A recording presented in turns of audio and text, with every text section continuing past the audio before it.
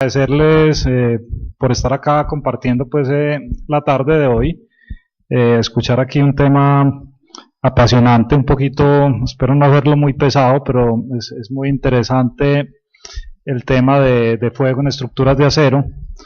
Vamos a tratar en estas 2 horas de darles, digamos, una visión muy general de cómo se puede tener una aproximación al diseño de la protección pasiva en estructuras de acero mediante la utilización de métodos analíticos o prestacionales y que salgan con conceptos muy claros de, digamos, técnicos y económicos de la aplicación de estos métodos y la importancia que tienen el día de hoy pues en la construcción con acero. Vamos a comenzar inicialmente con pues unos antecedentes, que es lo que nos dice la NSR 10 con relación a la responsabilidad y al obligatorio cumplimiento de la norma. En primer lugar, pues hay que decir que todas las construcciones que se adelanten en la República de Colombia deben ajustarse a las normas establecidas. Y son las oficinas, digamos, municipales o dependencias distritales o inclusive las curadurías quienes tienen la obligación de hacer cumplir la ley. ¿Por qué empiezo con esto? Porque si nos vamos a la ley 400, pues la que recoge la NSR 10, pues tenemos unos títulos que van desde el título A hasta el título K. O sea, todos esos títulos hacen parte de la norma y son de obligatorio cumplimiento. ¿Por qué me refiero a eso? Porque aparentemente cuando uno está en el día a día de los proyectos, uno ve que hay algunos títulos como que o a la gente se le olvida que existen o lo que es peor, por desconocimiento de cómo afrontarlos, pues digamos que quedan en el olvido. Ese es el caso pues del título J y K, que es donde nos traen las recomendaciones para la protección de las edificaciones en caso de incendio. Entonces, estos títulos hacen parte integral de la norma y todo proyecto de edificación o de construcción los tiene que cumplir. Y en las memorias de cálculo o en las memorias del proyecto tenemos que hacer referencia a ellos y enunciar cómo estamos resolviendo el problema que allí se plantea. Entonces, eso es importante. No solamente es el título C, el de concreto, ni el de acero, ni el de cargas, sino que esos títulos J y K también hace parte de la ley, y si no los cumplimos y hay algún problema posterior con la edificación, pues hay algunas responsabilidades. Y las responsabilidades, pues la norma, la ley los dice claramente que los profesionales en cuya bajo dirección se elaboran los diferentes diseños son los responsables ante la ley del incumplimiento de esa norma o de, digamos, su mala aplicación. Entonces, como ingenieros, como arquitectos, si participamos en un proyecto y no dejamos de cumplir alguno de los títulos, pues podríamos estar cayendo en una responsabilidad. Vuelvo, este tema del alcance y la obligatoriedad, pues las oficinas departamentales o municipales o curadurías son las encargadas de hacer cumplir esto. Y específicamente del título J y K, la responsabilidad recae en la persona profesional que figura como constructor del proyecto. Entonces, en estos temas de incendio, pues ahí es muy clara la ley, la responsabilidad recae sobre el constructor del proyecto. Sin embargo, pues ahora veremos más adelante que deberían ser los ingenieros estructurales en lo que tiene que ver con la protección, dimensionamiento de la protección pasiva o el aseguramiento de la resistencia de la estructura en caso de incendio, los que deberían ser los responsables. Y en otras, digamos, variantes de la protección de la edificación, como es el tema de dimensionamiento de las salidas de evacuación, los materiales, digamos, de acabados, serían, digamos, por ejemplo, los arquitectos los llamados a cumplir la ley. Entonces, no se nos olvide que esto está pues enmarcado en la ley, es de obligatorio cumplimiento. Ahora bien, ¿qué es digamos, por qué el acero presenta un comportamiento deficiente en condiciones de incendio? Aquí tenemos pues una gráfica que nos muestra básicamente dos parámetros fundamentales desde el punto de vista de la resistencia estructural del acero, que es el límite elástico, conocemos como FY, la resistencia pues máxima de atracción del acero, idealizada, y el módulo de elasticidad. Lo que podemos ver ahí, en términos del límite elástico, de la resistencia a atracción, aquí estamos hablando de structural steel, que es el que utilizamos para edificaciones de acero, y este es reinforced steel, que es, digamos, las barras de refuerzo, tiene un comportamiento ligeramente diferente. Y lo mismo, pues aquí el módulo de elasticidad para los dos tipos de acero. Nos vamos a enfocar en el structural steel, o el acero estructural, que es los perfiles básicamente cuando tenemos edificaciones puramente de acero. Entonces, lo que nos muestra esto es que la resistencia del acero permanece intacta, o sea, no se decrece hasta que se alcanza una temperatura de 400 grados centígrados. A partir de los 400 grados centígrados, la resistencia al acero decrece muy rápidamente y digamos que se entiende que a los 1200 grados centígrados el acero no tiene resistencia alguna. Es importante, por ejemplo, para una temperatura del orden de 600 grados centígrados, podemos ver que la resistencia del acero es inferior al 50%. Esto, digamos, en términos prácticos, ¿qué sucede? Que si tenemos un incendio que nos hace elevar la temperatura del material base del acero por encima, digamos, de los 600 grados centígrados, pues tendríamos una resistencia del 50%, con lo cual es muy posible que la estructura colapse ante las cargas que tiene. Pues nosotros no diseñamos edificaciones pues digamos, para resistir ese tipo de cargas. Y lo que pasa mucho antes, es al orden de 100 grados centígrados, es que el módulo de elasticidad decrece también muy rápidamente, lo que nos lleva a grandes deformaciones en la estructura, que podrían eventualmente, ante una incompatibilidad de formaciones entre varios elementos, pues también a llevar al colapso de la estructura. Entonces, digamos que esto es lo que resume el problema del acero ante incendio. O sea, pierde capacidad portante, es altamente, digamos, susceptible a deformaciones altas, y eso es un problema en las edificaciones. Es importante también decir que el hormigón armado o el concreto reforzado, pues si uno lo mira en sus dos componentes, pues no deja de ser una masa de hormigón con unas varillas de acero que le prestan, digamos, unas propiedades adicionales. Y ese acero de refuerzo también es susceptible a perder resistencia si el incendio logra, digamos, avanzar ese calor, esa transmisión de calor logra avanzar en el recubrimiento que normalmente proveemos cuando diseñamos estructuras de hormigón. Entonces no es cierto, eso es lo primero que hay que decir, que las estructuras de hormigón no requieren protección, que a las estructuras de hormigón, digamos, son inmunes al ataque de un incendio. Eso no es cierto. Lo que pasa es que ya por la configuración propia del hormigón armado, donde generalmente dejamos un recubrimiento para, digamos, prever el ataque por corrosión del acero ante el ambiente normal de exposición, pues ese recubrimiento de concreto, ese mortero, esos 2 pulgadas o 2 o 3 centímetros, lo que sea que le dejemos por encima, está actuando como protección pasiva, o sea, me está protegiendo que la barra pierda resistencia. Sin embargo, esos espesores, dependiendo digamos, del riesgo al que pueda estar sometida la edificación, lo debemos revisar.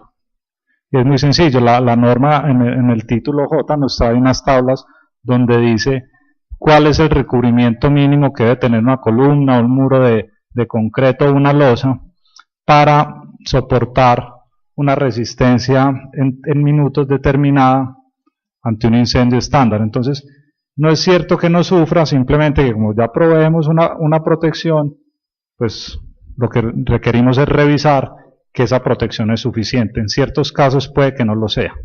Entonces, es lo primero que hay que mencionar, y es que las estructuras de hormigón y de acero, las dos pueden ser atacadas por esto. Inclusive el hormigón sufre también un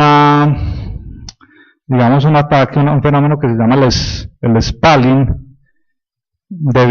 todos sabemos que el hormigón tiene, digamos, agua a su interior. Con el aumento de la temperatura, esa agua que está al interior de la masa de hormigón, pues aumenta la presión, porque se evapora, y puede, por ese aumento de presión, reventar el recubrimiento y dejando expuesta la barra, con lo cual pues el fuego la puede atacar directamente y la estructura puede colapsar también.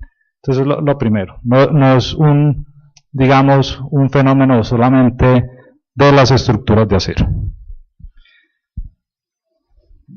Para, digamos, enfrentarnos y a resolver desde el punto de vista ingenieril este problema, digamos que desde el punto de vista de enfoques, de aproximaciones, hay dos enfoques, como casi todo en la vida. Lo sencillo, que nos puede llevar a ser muy conservadores y a unos costos, digamos, relativamente altos, y un enfoque más desde el punto de vista de ingeniería, que ese es el que yo les quiero presentar acá, que requiere más esfuerzo, un cálculo estructural, un ingeniero detrás de esto, que requiere más horas, pero que finalmente pues trae una compensación, y es que el costo o los espesores de protección que finalmente puedo calcular son mucho menores en la mayoría de los casos que los que me trae el enfoque prescriptivo.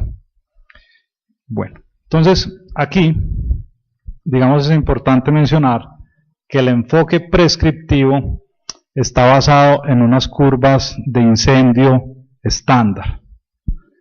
Por allá a finales del siglo XIX, debido a los grandes incendios que surgieron en Europa, en ciudades pues como Londres, París, digamos, las aseguradoras empezaron a preguntarse, a cuestionarse por el tema de los seguros en las edificaciones, y empezaron también a, digamos, a aparecer productos que tenían las propiedades para resistir un fuego X.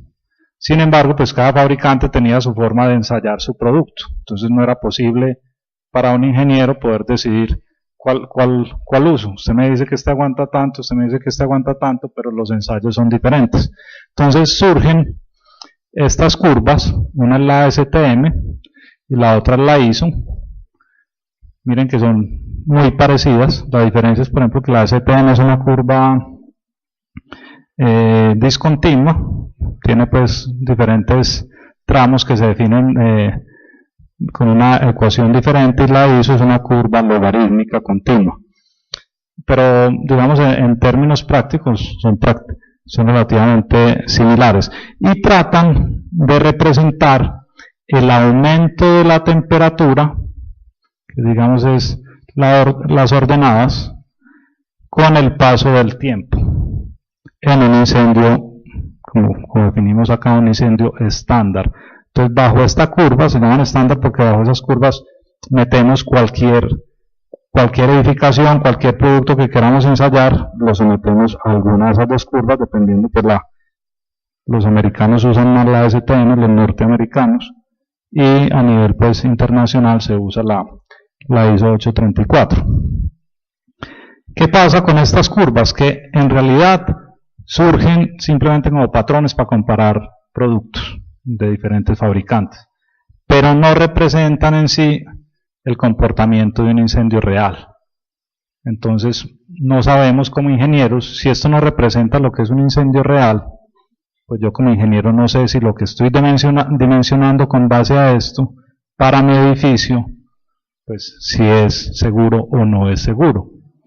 Hombre, normalmente cuando se propone un método de estos en ingeniería, pues la mayoría de los casos están del lado seguro, ¿no es cierto? Pero puede haber algunos que no lo estén y no puedo determinar qué tan cerca estoy de lo que es ideal para el proyecto. Entonces puedo estar sobredimensionando lo que realmente necesito. Entonces, básicamente estas curvas pues especifican, o el método en sí, pues que el método consiste en determinar los espesores de protección con base en estas curvas. Pues en realidad no conozco los objetivos finales, no permiten obtener diseños eficientes porque yo como ingeniero no tengo ninguna herramienta para hacerlo, simplemente ya me dan unas soluciones tabuladas basadas en esto, no tengo como ingeniero prácticamente nada que hacer. No permiten optimizar los diseños, poca flexibilidad, digamos que solamente puedo proporcionar un nivel de seguridad que desconozco siguiendo esto, no tengo ninguna otra herramienta, y digamos no se pueden digamos utilizar en edificios complejos como los que vemos actualmente, porque como les digo surgieron a finales del siglo XIX y pues han pasado unos cuantos años para eso. El enfoque prestacional, ¿qué nos dice? El enfoque prestacional es un enfoque más racional y lo que permite es utilizar modelos de incendio, modelos de fuego más ajustados a la realidad de la edificación o del caso que estoy revisando y con base en ello pues ya determinar los espesores de protección. Entonces miren, esta es una curva de un incendio natural de un caso X, ahora ampliaremos un poco.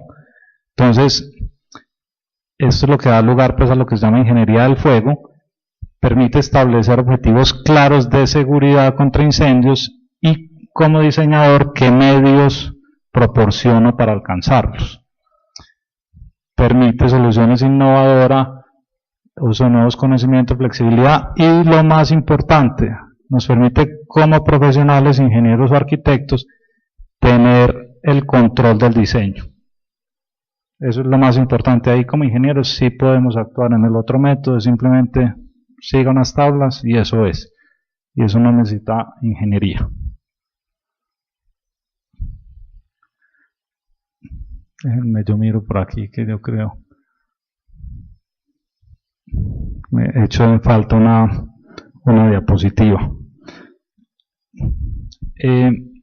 Digamos para aproximarse digamos a este problema, la diapositiva que me falta que es importante. Digamos como ingenieros o arquitectos cuando vamos a diseñar una edificación ya partimos de unas condiciones de temperatura ambiente, normalmente suponemos 20 grados centígrados y con eso simplemente las propiedades de los materiales que vamos a utilizar como estructuras pues ya está definido, tenemos un FY del acero y un módulo de elasticidad definido, en el hormigón tenemos un F'C definido que lo conocemos y con eso simplemente vamos a la formulación de cálculo de resistencia de los diferentes elementos que tenemos y verificamos cuánto resiste ese elemento y lo comparamos con unas cargas que tenemos en esa situación. Esa es digamos, la forma habitual de diseñar una edificación. ¿Cuál es el problema cuando tenemos un incendio? Que con la gráfica que les mostré al principio, dependiendo de la temperatura que ese incendio nos genere en la edificación, pues tendremos las propiedades mecánicas de nuestros materiales van a cambiar, van a decrecer, van a disminuir y entonces no sabemos cuál tenemos. Entonces, ¿qué FY usamos? ¿Qué módulo de elasticidad usamos? Ese es el problema. Entonces, cuando nos vamos a aproximar, digamos, desde el punto de vista de ingeniería a resolver este problema, tenemos una fase previa, que es la fase del problema, resolver el problema termodinámico. Y ahí es donde los ingenieros civiles nos perdemos un poquito, o mucho, porque al menos en el programa mío no había termodinámica. Me iban a por allá unas ecuaciones de transferencias de calor diferenciales como en cuarto semestre, pero termodinámica nunca vimos, eso normalmente lo ven los mecánicos. Entonces, ahí es como ingenieros, uno dice, no, dígame cuál FY tiene y cuál módulo de elasticidad, y yo se lo diseño, pero yo el tema de calor no lo sé manejar. Entonces, primero tenemos que resolver un problema de calor, o sea, de identificar cuál es el incendio o cuál es esa curva de calor que tenemos dentro del edificio, que podemos usar si nos vamos por el camino, digamos, fácil, pues simplemente cogemos la curva estándar, ya está definida, o podemos ir a coger una curva de incendio real de diseño, que podría ser una curva de este tipo, y esto pues no lo sabemos hacer, Ahora les explico, digamos, qué herramientas existen hoy por hoy para aproximarse a eso. Luego de tener esta curva, que es la curva, digamos, esta curva no es la curva de calentamiento del acero, es la curva de calentamiento del aire donde se genera el incendio. O sea, en este recinto, si hubiese un incendio, pues yo puedo graficar que esta curva tiene esta variación. Luego de esto hay que hacer un paso, que es el cómo se transfiere. Ese sí, los que éramos buenos ahí para ecuaciones diferenciales lo podemos sacar fácil, y es de esta temperatura que tiene el aire, cómo se transfiere esa temperatura a mi elemento, a mi estructura. Y esa la resolvemos resolviendo la ecuación de transferencia de calor de Fourier. Es una ecuación diferencial porque pues va cambiando con el tiempo, la resolvemos en función del tiempo, y ahí encontramos cuál es la temperatura de mi elemento, de mi estructura, y una vez tenemos esa temperatura, si tiene un punto máximo, pues ya encontramos el FY, el módulo de elasticidad, y lo otro ya nos lo sabemos de memoria. Entonces, digamos que esa es la diapositiva que me faltó ahí, y era importante pues aclararles que para diseñar estructuras en condiciones de incendio, pues hay un paso previo al diseño mecánico, que es la parte termodinámica. Aquí vemos, digamos, la comparación de lo que puede ser un incendio, una curva de un incendio real, un incendio natural, como se llama, comparada con una curva estándar, la ISO 834. Entonces, es importante mirar, pues, como qué partes tiene una curva de incendio natural de diseño. Hay una parte que se llama, tiene la parte de ignición o la rama de ignición. Acuérdense que esto representa la temperatura promedio del gas, del aire, contra el paso del tiempo. Obviamente, un incendio, a no ser que sea generado por una explosión, que no es el caso que nos compete, o un ataque terrorista, una cosa de estas, pues normalmente los incendios empiezan como fuegos localizados. Sí, pues hay un cortocircuito acá, entonces empieza una pequeña llama que nos va, digamos, generando una temperatura promedio un poco más alta que la que tenemos actualmente, aunque en este momento está muy caliente. Yo me voy a quitar el saco, pero...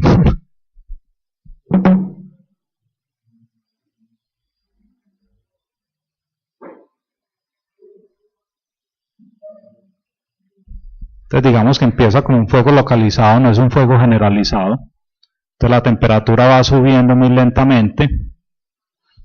Luego hay un punto que se conoce como el punto de ignición o flashover, que digamos es cuando se considera que todo el material combustible del recinto está en ignición.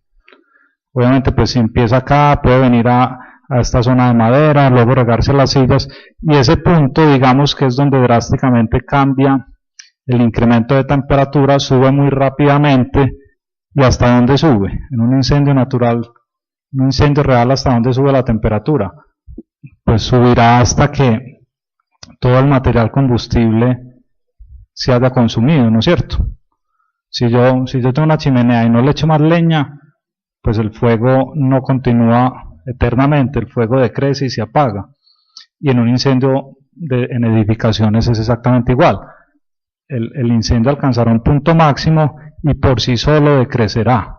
Entonces es una diferencia muy importante con las curvas estándar, que en las curvas estándar, pues en el caso de la ISO 834, que es una logarítmica, nunca decrece. Si pasa el tiempo, el fuego seguirá, digamos, incrementando su temperatura. Entonces, cuando uno como ingeniero analiza esta curva, entonces empiezan a plantearse soluciones o formas de asegurar, valga la redundancia, la seguridad de la edificación. Yo aquí tengo un fuego, se entiende que en esta primera parte donde el fuego es localizado, la temperatura es relativamente baja, yo tengo posibilidades de actuar contra ese incendio y no dejarlo que llegue a este punto de flashover, que es donde, digamos, el incendio, la posibilidad de extinguirlo es mucho menor. Entonces ahí es donde se plantean las medidas de protección activas. Las medidas de protección activas no dejan de ser otras como rociadores, alarmas, equipos de lucha contra incendio, donde en esta fase, si aquí comienza un incendio pequeño en un extintor, pues cualquiera de nosotros puede llegar y controlarlo muy fácilmente, o hay rociadores, o alarmas, la gente antes de que el salón esté todo en llamas, pues nosotros habremos evacuado. Entonces digamos que ahí estamos garantizando la seguridad de los ocupantes. Y una vez alcanzamos este punto, se entiende que el incendio ya no tiene, digamos, es un incendio descontrolado, las medidas activas fallaron, por lo tanto, lo único que le queda a la estructura es resistir un tiempo prudencial para que la gente salga, para que los equipos de rescate puedan hacer su trabajo y la estructura no les colapse con ellos dentro. Entonces, esa es la gran diferencia cuando uno estudia esto. Entonces, medidas de protección activa y medidas de protección pasiva. Aquí la estructura simplemente se defiende, aguanta un tiempo, que lo define la ingeniería, dependiendo del uso, de la altura, de la cantidad del área, para que la gente pueda evacuar, y después de eso la estructura podría colapsar. Esto, digamos, desde el punto de vista de ingeniería, de qué depende la geometría de esta curva de incendio natural o de incendio real. Pues hay unas variables que definen el tema. Digamos, una muy importante es la carga de fuego. La carga de fuego es sumamente importante. Digamos, la temperatura máxima que yo pudiese alcanzar en este recinto sería muy distinta si tengo madera, si tengo bultos de cemento, si tengo placas de yeso, si tengo barras de acero, pues eso dependerá. Es el mismo recinto, pero la carga de fuego obviamente es la que me proporciona la posibilidad de tener una temperatura muy alta o no. Otra variable muy importante es la ventilación. En un mismo recinto, con una carga de fuego determinada, la temperatura variará, digamos, muchísimo dependiendo de la ventilación que tenga. Y les pongo este ejemplo. Ustedes tienen el horno de su casa, lo ponen a 300 grados centígrados con la puerta cerrada y seguramente en 5 minutos alcanzará los 300 grados centígrados. Dejen el horno y tiene la misma carga de fuego, está consumiendo, digamos, la misma potencia de la red eléctrica. Dejen el mismo horno a 300 con la puerta abierta y posiblemente nunca les alcance los 300 grados centígrados.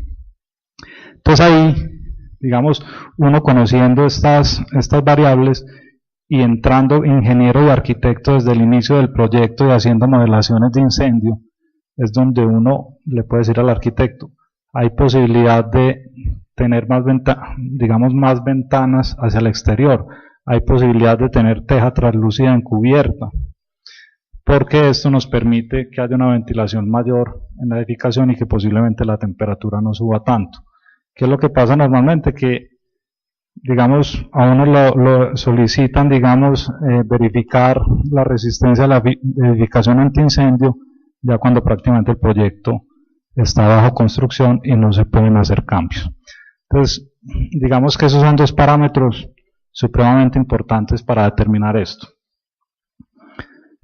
Y lo que les comentaba ahora, pues para proceder, digamos, a un cálculo por prestaciones, pues tenemos dos etapas importantes, principales, que son el análisis térmico y el diseño estructural, que es el que sabemos. Esta es la diapositiva que estaba buscando ahora, estaba un poco más adelante. Entonces, el análisis térmico tiene una primera etapa que es la modelación del incendio.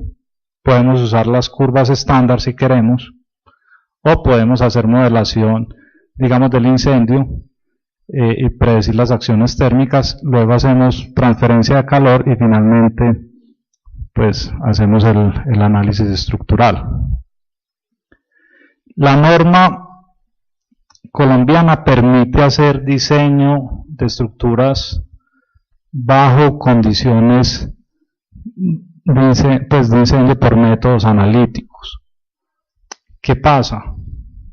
Y esto estamos pues ahora tratando de organizarlo un poco. Pareciera, si ustedes ven, este es el título F.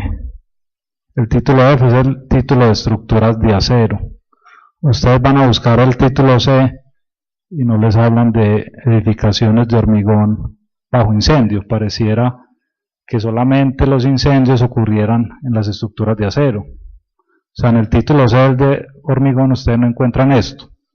Y tampoco está en el título J, que es el que nos habla de edificaciones en condiciones de incendio. Solamente está en el F y la gente no llega por acá. Los que diseñan estructuras de acero no llegan por acá al 218. Se quedan como en el 215, 217, nunca llegan acá. Entonces, la norma nos permite, dice, se permite diseñar miembros, componentes, estructuras de edificio en general para temperaturas elevadas de acuerdo a los requisitos de esta sección. Aquí hay un incendio de diseño, te dice que se permite definir un incendio de diseño que represente las condiciones de calentamiento. Ese incendio debe tener en cuenta la carga de fuego del título J. Las condiciones de calentamiento se especifican en términos de flujo de calor, que es el tema de transferencia. Y aquí estamos hablando incendios posteriores a la ignición. La ignición es esa, digamos, es el límite vertical que poníamos entre la etapa de ignición y el fuego descontrolado. Normalmente cuando tenemos incendios podemos evaluar edificaciones con incendios localizados en esa primera etapa, digamos, de la curva, en esta. Pero esto simplemente lo que nos da es afectaciones locales. Empezó un incendio acá, pues cómo se afecta esta columna, pero el resto de la estructura, digamos, no se afecta. Cuando tenemos ya el incendio generalizado, pasa después de la ignición. Acuérdense que este punto es el que conoce como ignición o flashover, pues digamos que el incendio es más severo y afectaría al conjunto de la edificación. Entonces la norma nos recoge eso y dice que se puede suponer un incendio posterior a la ignición, se determinará la curva temperatura-tiempo del incendio, y aquí nos dice la norma qué variables debemos tener en cuenta para que sea válido. Yo les mencioné dos ahora que eran importantes: la carga de fuego, características de ventilación, pueden ser mecánicas, pueden ser naturales como acá, las dimensiones, o sea, la geometría del recinto. Es muy distinto pues un incendio en un recinto pequeño, en un incendio en un recinto grande. Características térmicas de la envolvente. Cuando hablan de límites, básicamente la envolvente. Pues si yo tengo aquí paneles de chapa de acero de calibre 22, pues eso me permite perder más calor que si tengo aquí muros de ladrillo recocido y arcilla de 20 centímetros de espesor. Pues así hacen los hornos, ¿no es cierto? Entonces la envolvente es importante para tener en cuenta la radiación, la pérdida de calor a través de la envolvente, la cubierta. Y la norma no lo dice, la nuestra, pero normas internacionales sí lo dicen, que se pueden tener en cuenta las medidas activas que tú tengas. Y aquí es donde es, digamos, también importante contar con los servicios pues, de ingeniería en incendio cuando el proyecto está en sus etapas iniciales. ¿Por qué? Porque Hombre, desde el punto de vista de probabilidad de incendio, si yo tengo una edificación con una cantidad de medidas activas importantes, pues la probabilidad de que el incendio me alcance este punto es mucho menor que si no las tengo. Entonces, acuérdense que nosotros ya el diseño lo hacemos por estados límites, y esos estados límites, pues la calibración de los factores de mayoración están basados en unas consideraciones de fiabilidad estructural, de probabilidad de fallo. Entonces, si yo gasto más en medidas activas, pues lo lógico es que gaste menos en medidas pasivas.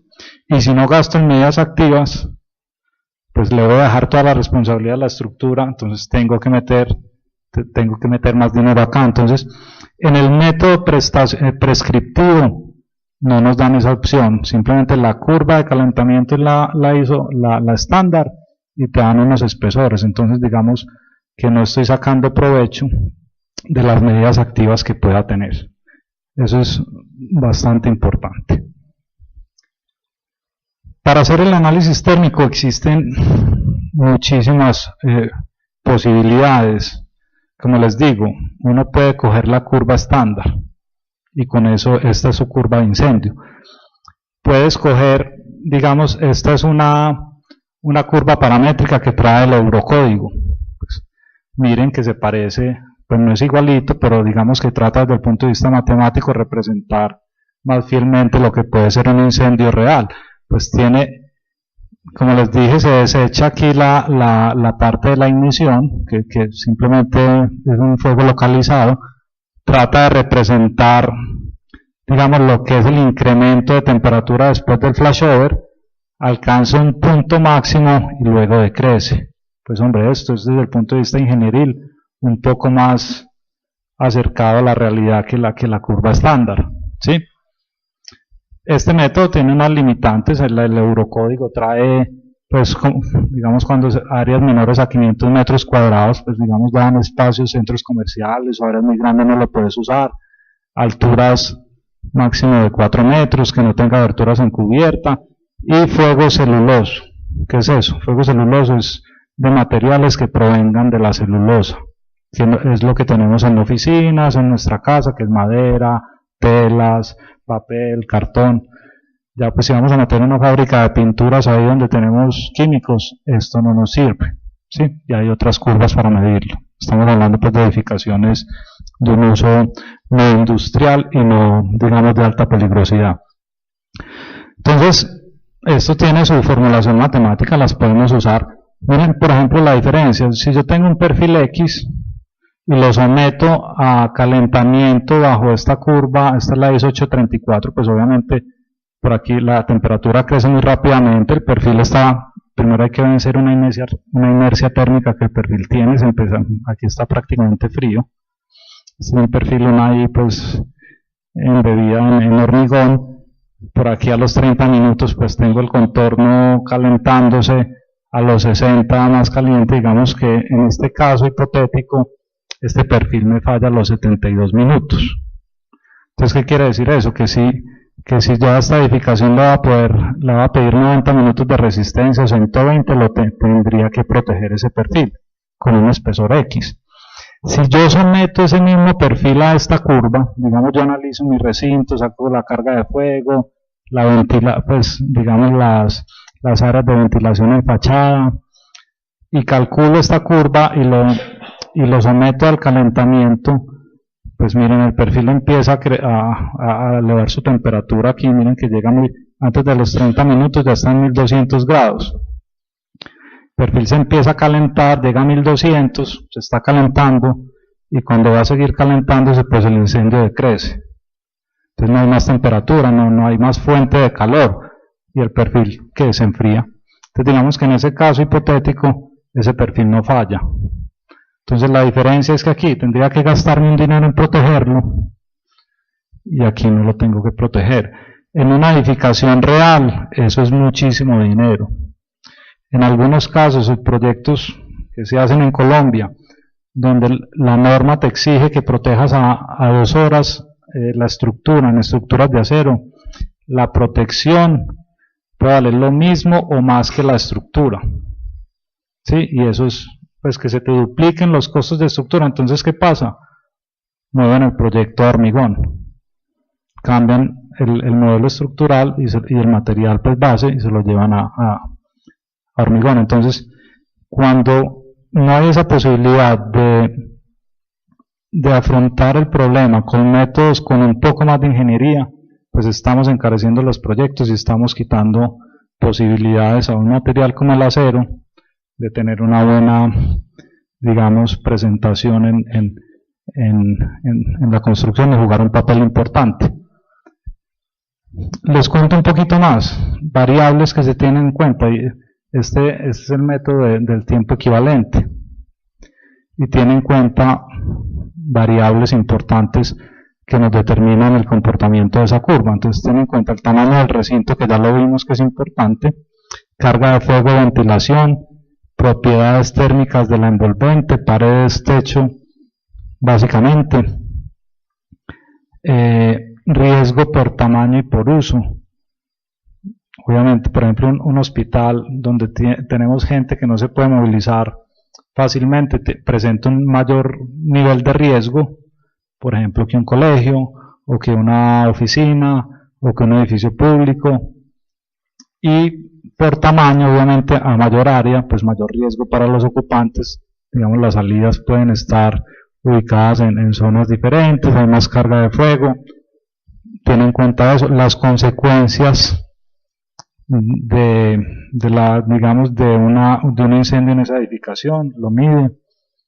Tiene en cuenta medidas activas, si hay detección o no hay detección automática, si tienes sistemas de lucha para extinguir los incendios, si tienes bomberos propios o no, o inclusive si el municipio tiene bomberos o no. Ustedes conocen que hay, por ejemplo, industrias, Fabricato, Extra, que tienen el Éxito, tiene bomberos, brigada de bomberos propia.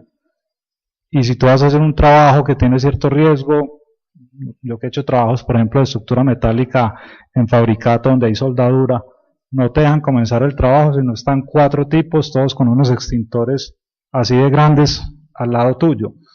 El riesgo, la probabilidad de que en esas industrias o en esos edificios haya un incendio es mucho menor que en el de una edificación normal. O si empieza el incendio, pues tenés un equipo preparado inmediatamente que te va a responder en 5 minutos para extinguir el incendio. Entonces el riesgo ahí es muy diferente a cuando tú tienes que llamar, esperar en el tráfico de Medellín que te lleguen los bomberos, que puede pasar 1 hora tranquilamente, o en municipios donde no existen bomberos.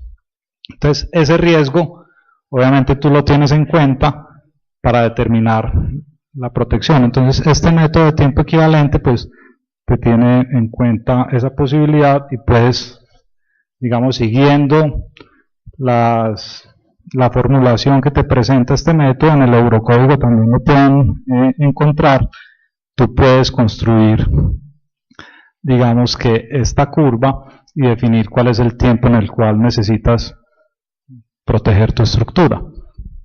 Existen también modelos ya, digamos, de conservación de masa y conservación de calor que te permiten tener curvas de incendio temperatura reales. Y lo que les comentaba ahora, la ventilación y la carga de fuego, digamos, son las 2 variables más importantes para determinar el comportamiento de esas curvas.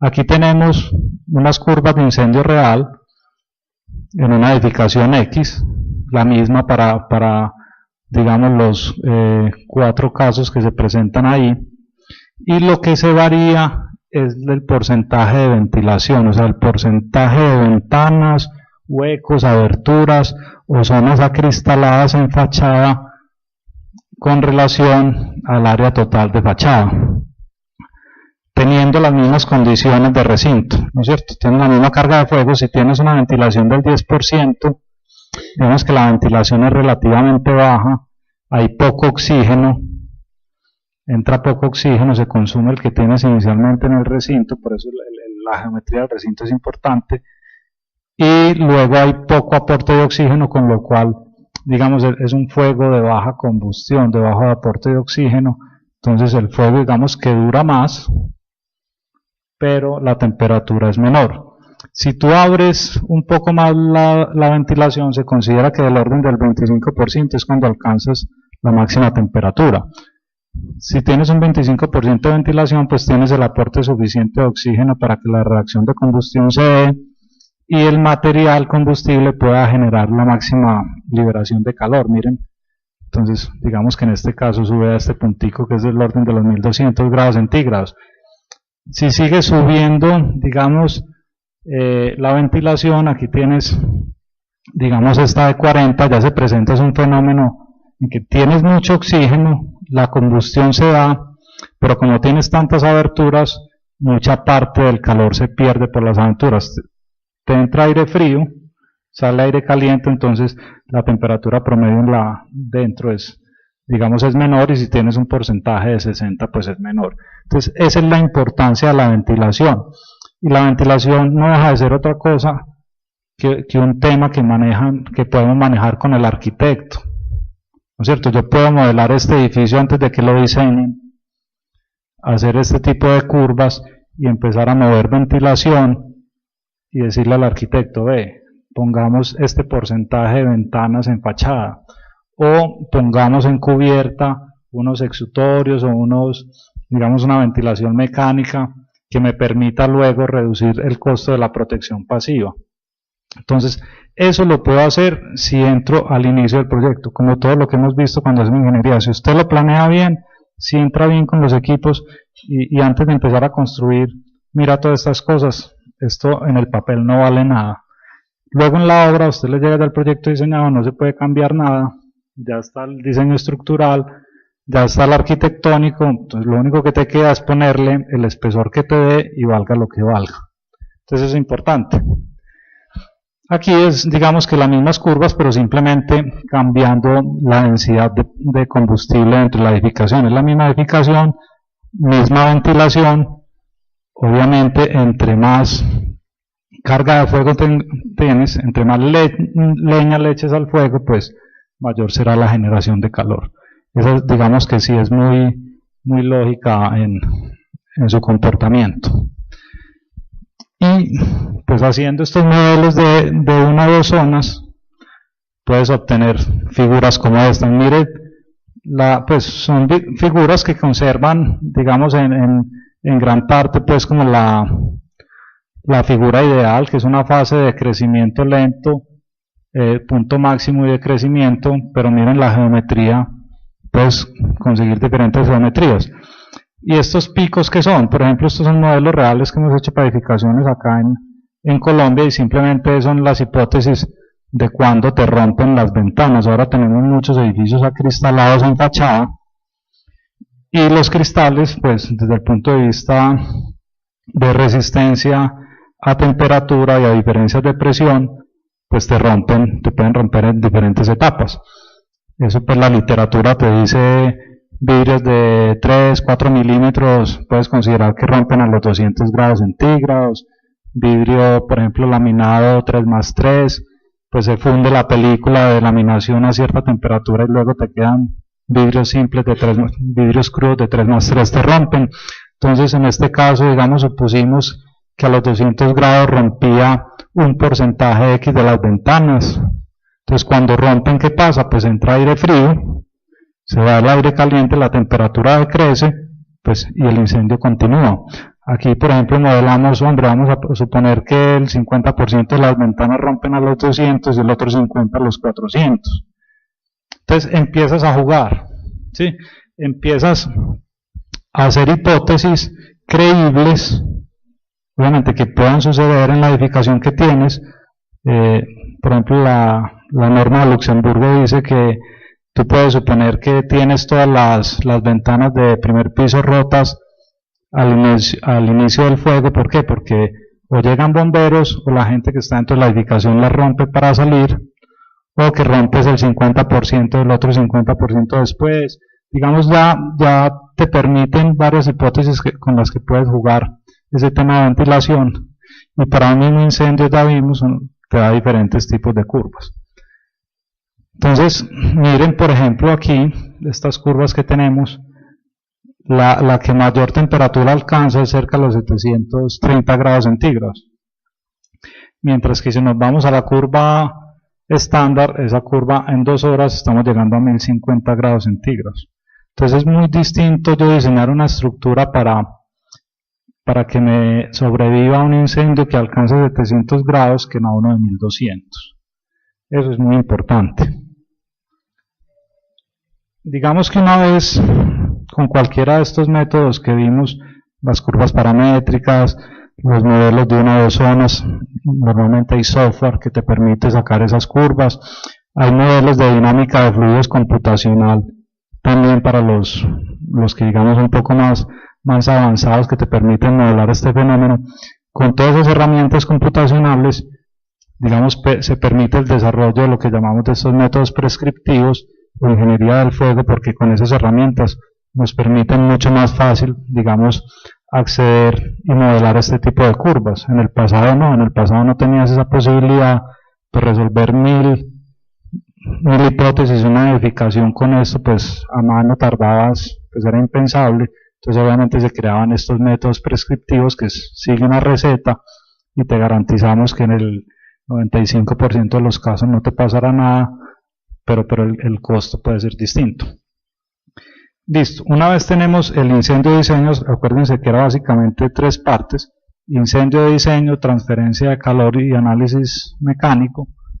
Entonces hacemos el cálculo de la transferencia del calor del aire caliente a la estructura, y aquí seguimos lo que es las ecuaciones de transferencia de calor de Fourier, que tienen básicamente en cuenta fenómenos de conducción, que es, digamos, yo lo llamo como la velocidad con la que un material puede transmitir en sí mismo el calor; convección, que es el aire caliente tiene menos densidad, por lo tanto sube, y en su movimiento, pues en estar en contacto con la estructura, pues la irá calentando; y la radiación, que no deja de ser pues otra cosa que por ondas, el calor se transmite desde una fuente a un elemento que está a una distancia determinada, y entre más cerca esté, pues mayor calor tendrá. Entonces, cuando uno coge esos fenómenos y los mete a la ecuación de Fourier, que es una ecuación diferencial en función del tiempo, básicamente aquí es el delta de tiempo, te da el delta de temperatura. Y la ecuación de Fourier tiene en cuenta unos parámetros que son la masividad. De pronto han escuchado hablar de eso, es una propiedad geométrica de los perfiles, y es muy sencilla, es simplemente la relación entre la sección o el perímetro expuesto al fuego, o sea, el perímetro que está desprotegido. Normalmente pues en vigas en columnas son las 4 caras, el perímetro bien sea rectangular o en vigas, normalmente la viga tiene en la cara superior una losa. Entonces suponemos que esa losa no está expuesta al fuego, que la losa la protege.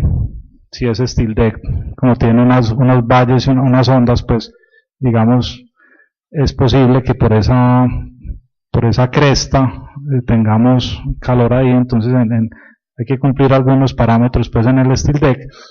Pero básicamente este perfil, esta variable es conocida, este parámetro es conocida, y es el perímetro sobre el área transversal.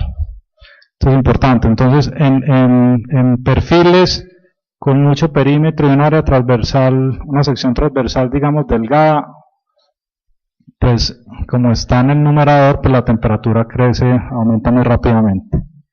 Si esta sección transversal es una sección robusta, gruesa, con un perímetro bajito, pues será menos afectada por la temperatura.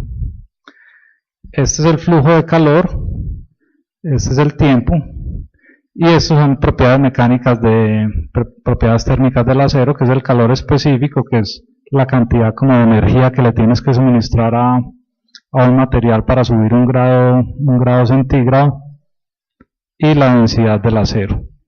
Pues en el caso del acero, pues este calor específico es relativamente bajo, hay que suministrarle poca energía para aumentar la temperatura del acero. Todos sabemos que los metales pues muy rápidamente se calientan, Esto es conocido, la densidad del acero es conocida, esta, digamos, propiedad geométrica es conocida, el tiempo lo definimos nosotros, y el flujo de calor, pues, digamos, ahí la norma nuestra no lo dice, pero normas internacionales te dicen, digamos, qué valor puedes utilizar. Entonces, una vez defines esto, y tienes, perdón, bueno, aquí les cuento un poquito, también el título F en el 218, también por la compresión, atracción, aflexión, te dice que se permite modelar la respuesta térmica de un elemento a compresión usando la ecuación de transferencia de calor unidimensional, con la entrada de calor correspondiente al incendio de diseño de acuerdo al F218. Que gente dice, eso no está en la norma, que usted por qué está haciendo eso, sí, son las tablas que tenemos en el título J, ahí está en el F218. Se permite modelar la respuesta utilizando una ecuación de transferencia de calor unidimensional. La ecuación de Fourier cumple con ese propósito.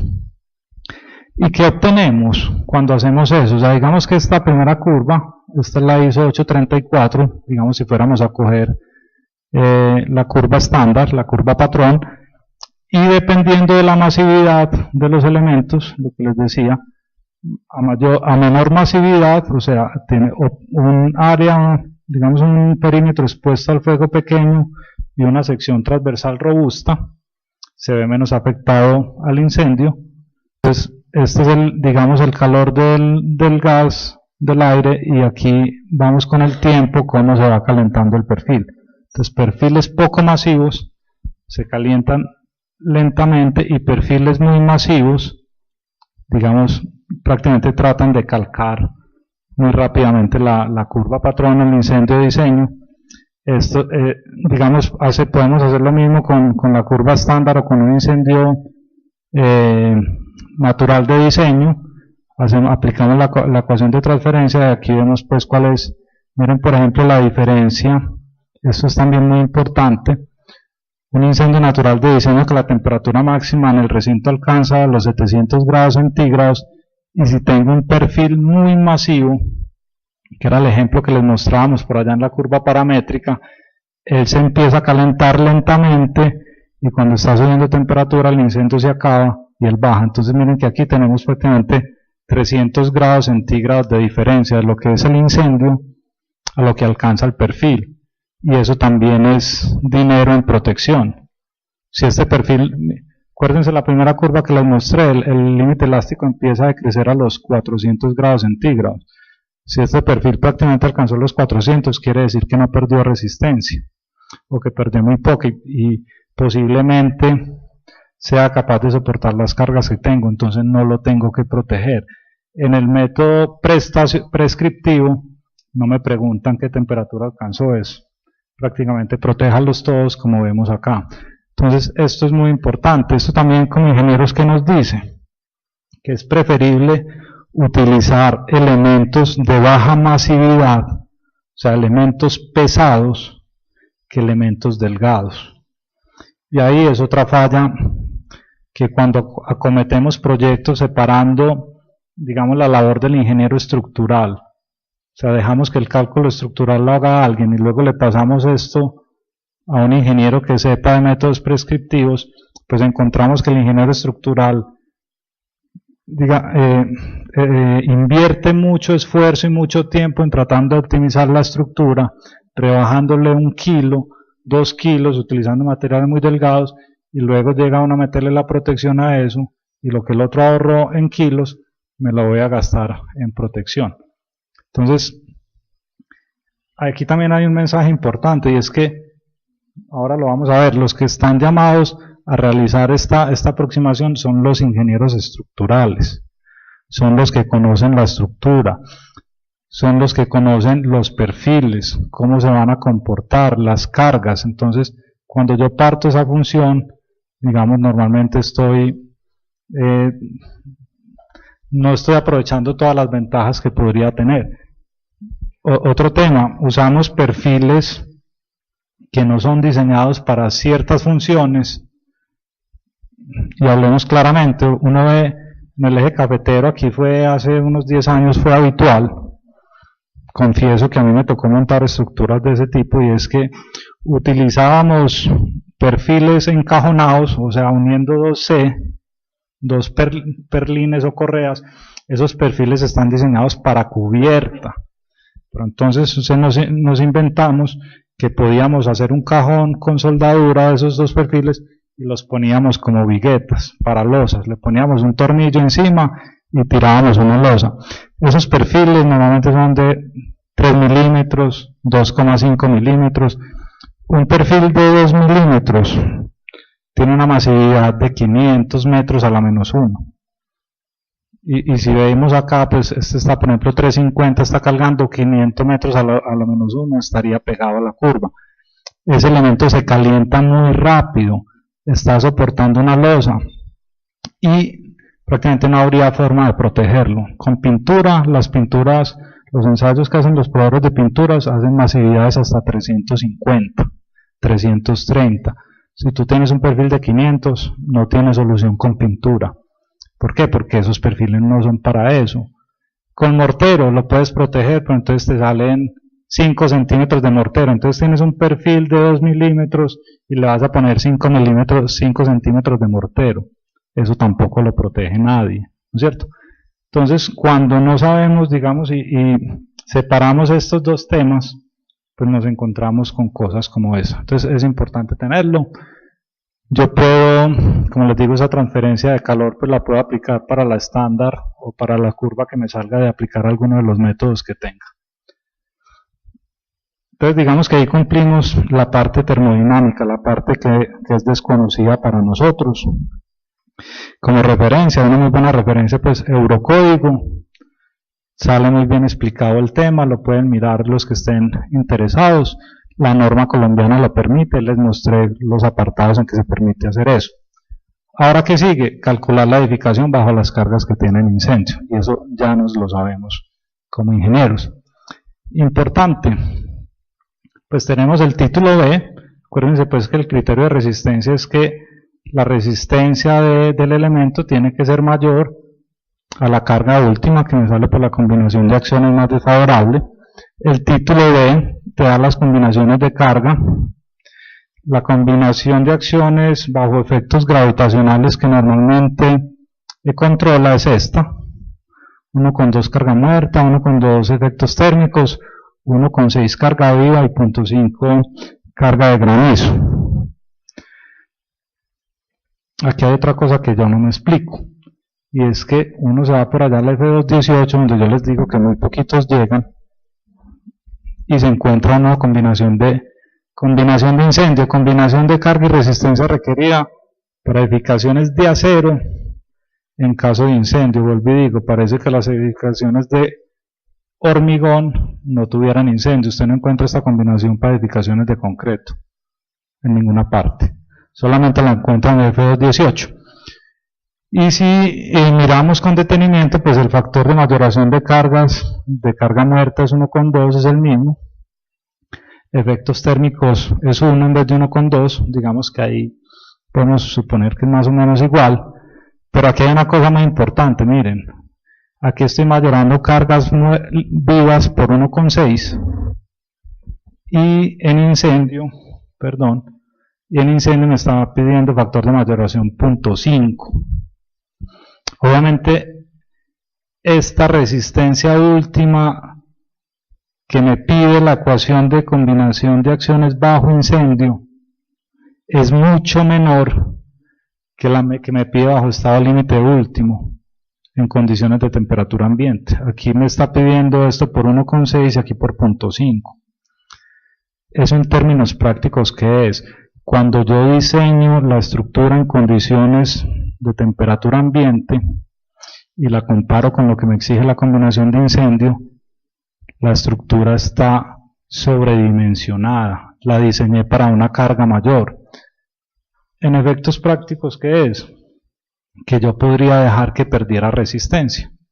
Si yo la diseñé para temperatura ambiente y está sobredimensionada, porque digamos me está pidiendo una resistencia menor, yo podría dejar que esa viga, esa columna, ese tensor se calentara un poco. porque cuando se calienta pierde resistencia.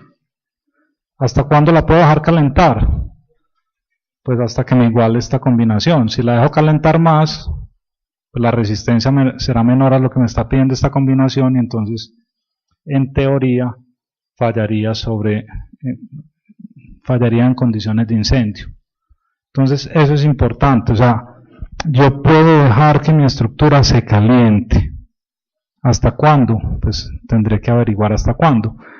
Los americanos, norteamericanos, los estadounidenses, digamos, en el método prescriptivo, ellos dicen que la temperatura crítica, es un concepto importante, temperatura crítica es la temperatura a la cual la estructura falla bajo las cargas que tiene. En condiciones de incendio, ellos determinan para columnas 538 grados centígrados. Suponen que después de 538 grados centígrados la columna fallaría, y para vigas, si la memoria no me falla, es del orden de 629 grados centígrados. No me preguntes qué columna ni qué viga, para todas, para cualquier edificación. Entonces, si tu incendio o cuando haces la transferencia de calor, tú estás analizando esta viga. Por ejemplo, esto es digamos que es una viga. Los norteamericanos dicen temperatura crítica en 629 grados centígrados. Tú haces el análisis y esta viga se calienta hasta los 550 y te dicen que falla a los 629, entonces no requeriría protección. Esto es un incendio natural de diseño. Pero es que no era, digamos, esa viga no tenía una masividad de 50, sino que era una estructura de estas en lámina delgada, entonces es 350, entonces te venís aquí, no, esa se calienta a los 680 y falla a los 629, entonces la tenés que proteger. Miren la importancia, digamos, de escoger bien un perfil. En un caso, pues obviamente estás gastando mucho material en acero, cuando lo tenés que proteger. En el otro estás gastando muy poco en acero, pero lo tenés que gastar un adicional protegiéndolo. Pues, obviamente, como todo en la vida, pues habrá que buscar un equilibrio en que le ponemos. Pero si nos vamos y hacemos el análisis, digamos, con la curva estándar, cualquier edificio, de acuerdo a la norma, que tenga más de 3 pisos, ya se va a riesgo alto y son 120 minutos de exposición. Es una temperatura de 1050 grados. Cualquier perfil, independiente de la masividad que tenga, a las 2 horas ya está en 1050 grados. Y los norteamericanos dicen que falla a los 538, a los 629. Entonces todos los tendrías que proteger, mientras en este caso no. Sí, señor.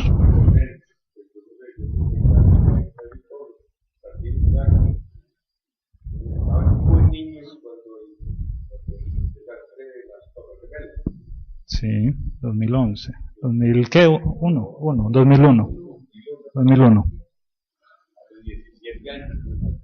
No, pero ya estaban por ahí corriendo todos.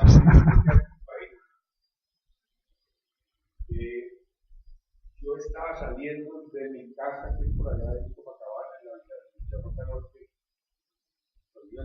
cuando vi la noticia. El impacto de una de las torres gemelas. Llegué a una reunión que teníamos en el lado arriba del sur. Y cuando llegué, obviamente estaba todo el día en televisión. Hacía ya 40 minutos, 30 minutos. Había impactado el primer avión. Sí. En 10 pisos por debajo de la cúpula. Sí. Al primer edificio. Estábamos viendo eso cuando Tron. en tiempo real vimos el segundo avión impactó un poco más abajo a la otra torre. 20 pisos por debajo a la otra torre. Sí. Yo me imaginé que definitivamente esa bola de fuego, más en la deformación por impacto de las columnas principales, que son las verticales, sí, sostienen todos los 10 pisos y hasta 20 pisos. Y lo más probable es que se derrumben las torres. Y se va a derrumbar primero la segunda impactada, que fue más abajo por la carga. 45 minutos después de la primera. Por lo que usted dice, más o menos el tiempo era ese. Sí. Porque no fue el mismo tampoco. No, pasaron, Media hora más, o sea, pasó tiempo. casi la hora que se empezó a derrumbar. Pero la segunda duró menos tiempo La primera. por empezar ¿cómo se llama? A derrumbarse. Y la otra al momentito, al ratito, empezó, pero ya llevaba más de la hora. Sí. Pero tenía una carga menor. Sí, digamos que pues eso es real. Pues lo primero es que obviamente uno no diseña un edificio para que le llegue un Boeing 747 cargado pues o sea, carga de fuego, se sale pues no es celuloso, ni están recogidos en el código. Ahí ya pues tocaba eso.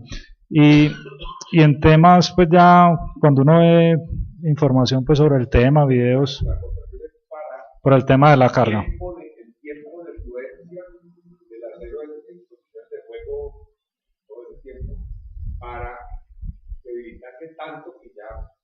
Sí, digamos que ahí pues ocurrieron varias cosas. Cuando el avión penetra rompe muchas de las tuberías que llevaban, por ejemplo, el sistema de la protección activa, pues que tampoco un rociador contra la carga de fuego pues que puede tener un avión serviría de mucho. El núcleo portante de la edificación era un núcleo que estaba al interior, y lo que usted dice pues me da pie lo que vamos a ver acá, y es que esa temperatura crítica depende de las condiciones de carga del edificio. Entonces obviamente uno también supone pues que las columnas que estaban 20 pisos por debajo pues serían diferentes a las que estaban 10 pisos por arriba, porque obviamente pues no, y no solo porque estaban frías, sino en la sección, pues obviamente las que están 20 pisos por debajo pues deben soportar los 20 y las otras 10, pero digamos que a eso es a lo que vamos acá. Entonces, si bien el método prescriptivo, como te digo, ya da una receta, o sea, te dice cuál es la curva de incendio, y para todos los edificios es la misma. Te dice cuál es la temperatura crítica. Vos no necesitas saber nada más, porque simplemente la norma te dice: usted me protege estructuras para 30 minutos, para 60, para 90 y para 120. Y usted ya en esos tiempos, en 120 usted sabe cuál es la temperatura, en 90 cuál, en 60 cuál. Ellos prácticamente no hacen la ecuación de transferencia, sino como conservadoramente toman este valor y miren lo que prácticamente después de 60 minutos, para cualquier perfil que vos tengas es lo mismo, me da igual. Y ya con esto, y tener definido la temperatura de fallo, que ellos te dan 538 y 629, simplemente es por productos. Cada proveedor te dice qué espesor de protección tenés que ponerle a ese perfil para que aguante 30, 60, 90 y 120.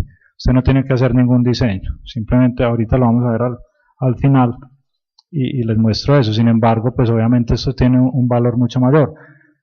Entonces, uno normalmente ¿qué hace? Yo calculo otra vez, se corre esta combinación en el modelo estructural y se sacan nuevamente las cargas. O sea, saco cuál es la resistencia última, digamos, que debo solicitar a cada uno de los elementos para esta combinación, y calculo temperaturas críticas. O sea, ¿cómo se calcula la temperatura crítica? Si yo tengo aquí cuál es la resistencia última requerida, por ejemplo 100 kilonewtons para una columna, entonces yo empiezo la norma, nuevamente el F218 te trae la formulación, digamos las expresiones para calcular la resistencia de los diferentes elementos, bien sea a tracción, a compresión, a flexión.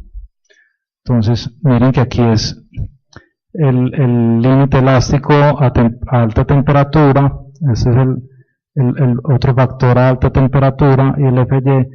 Cuando yo resuelvo esto, empiezo a encontrar resistencias, ¿no es cierto? Entonces voy variando la temperatura. A medida que varío la temperatura, pues digamos que empiezo en 500, tengo un Fy, un módulo elástico, reemplazo acá, hallo resistencia, comparo con la que me pide la combinación. Si es mayor, pues aumento temperatura, cojo 700, cambio el Fy y voy iterando hasta que encuentre la temperatura a la cual la resistencia, digamos nominal, es la misma resistencia, la resistencia última, y esa es mi temperatura crítica. Entonces no será 500, o sea, tendré que estar pues un chiripazo para que sea 538, para que sea 629. Eso dependerá de las cargas que tenga ese elemento, ¿no es cierto? Porque ¿de dónde estoy partiendo? De acá, del modelo estructural. Y estoy partiendo básicamente del diseño en temperatura ambiente. Y el diseñador pues podrá haber tenido ciertos criterios, no solamente es la resistencia. Acuérdense que por ejemplo en vigas es muy importante la deflexión. Yo calculo por resistencia un perfil, una IP200 me cumple, pero cuando miro deflexiones me tengo que ir a una IP300, una IP360, con lo cual tengo más resistencia, digamos más capacidad, entonces puedo tener temperaturas críticas muchísimo más altas. ¿Sí? Eso es importante. Entonces yo puedo entrar con estas ecuaciones a calcular temperaturas críticas de cada elemento. ¿Cómo se hace? Pues sería muy complicado, o sea, cada elemento en la edificación tendrá una temperatura crítica diferente. Pues si son viguetas, pues posiblemente tengan toda la misma porque tienen el mismo momento flector. Pero yo puedo tener espaciamientos distintos, columnas diferentes. Entonces lo que hago es agrupar por perfiles. O sea, IP300, cojo la más desfavorable, la IP200, la HA, no sé qué. ¿Por qué? Porque cuando voy a aplicar la protección en la obra, pues yo le puedo decir al proveedor del material de protección, vea, todas las IP300 me les aplica esto, las HA500 esto. Si yo le empiezo a decir, la IP300 del eje 1A va con esta, la IP300 del eje 1, eso no lo controla nadie, ¿no es cierto? Entonces, digamos que lo que se hace desde el punto de vista práctico es coger grupos de elementos con las mismas condiciones y se les calcula la protección. Entonces, digamos que una vez yo tengo esto, digamos aquí hay por ejemplo casos, este es un perfil tubular 300 por 300 por 10, este es su comportamiento bajo curva estándar, este será el comportamiento bajo esta curva de diseño. Aquí está la diferencia, por ejemplo, para un mismo caso de las dos curvas. Yo puedo entrar y comparar la temperatura que me alcanzó ese perfil con la temperatura crítica. Entonces lo que les dije, si la temperatura crítica o temperatura de fallo es mayor, está por encima de la temperatura que alcanzo en el incendio, el perfil no falla, no requiero protección. Si está por debajo, requiero protección. Y entonces simplemente nos vamos otra vez a la ecuación de Fourier de transferencia de calor y la modificamos. ¿Por qué? ¿Cómo la modificamos? Teníamos el perfil de acero que tiene digamos una densidad, un calor específico X determinado. Yo lo que voy a poner es un espesor de un material de protección encima, que lo que hará es que me va a permitir tener un gradiente de temperatura acá y que al acero, digamos aquí estoy llegando con una temperatura alta y al acero le va a pasar una temperatura menor, con lo cual el acero, la temperatura del acero va a crecer más lentamente y me va a permitir que resista durante el periodo de tiempo que yo necesite. Y hago una modificación, este es digamos, es la misma ecuación de Fourier. Aquí tengo, miren, tengo esta es la conductividad térmica de la protección, es conocida. Yo defino un material, un mortero, una placa de yeso, una placa de fibrosilicato, el proveedor me da cuál es la conductividad térmica. Esta es la misma masividad, pero digamos que aquí es afectada por el área de la protección. Obviamente estoy poniendo un material sobre el acero.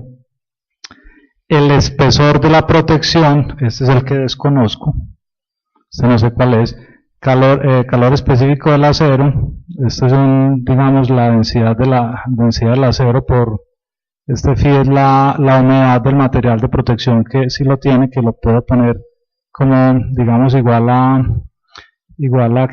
0, con lo cual digamos esto es 1 y todo lo conozco. O sea, esta es la temperatura a la cual quiero llegar, esto lo conozco y simplemente despejo, digamos, el espesor de la protección.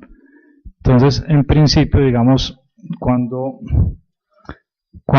resuelvo esta ecuación diferencial, lo que puedo hacer para diferentes, digamos, espesores, lo que voy a obtener es este tipo de curvas. Digamos, aquí está el perfil sin protección, se me pega la curva de incendio a la fuente de calor, y digamos, aquí lo que queríamos era que este perfil en 120 minutos no pasara de 500 grados centígrados, que era la temperatura crítica.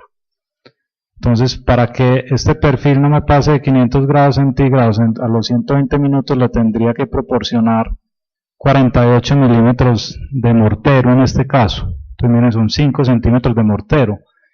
Sin embargo, si ese mismo perfil, en vez de, digamos, hacer mi análisis con la curva de diseño estándar, la hago con una curva de incendio real, que haya calculado por cualquiera de los métodos que vimos ahora, pues miren que ese incendio llega a 620 grados, aquí a los 120 minutos tenía 1050.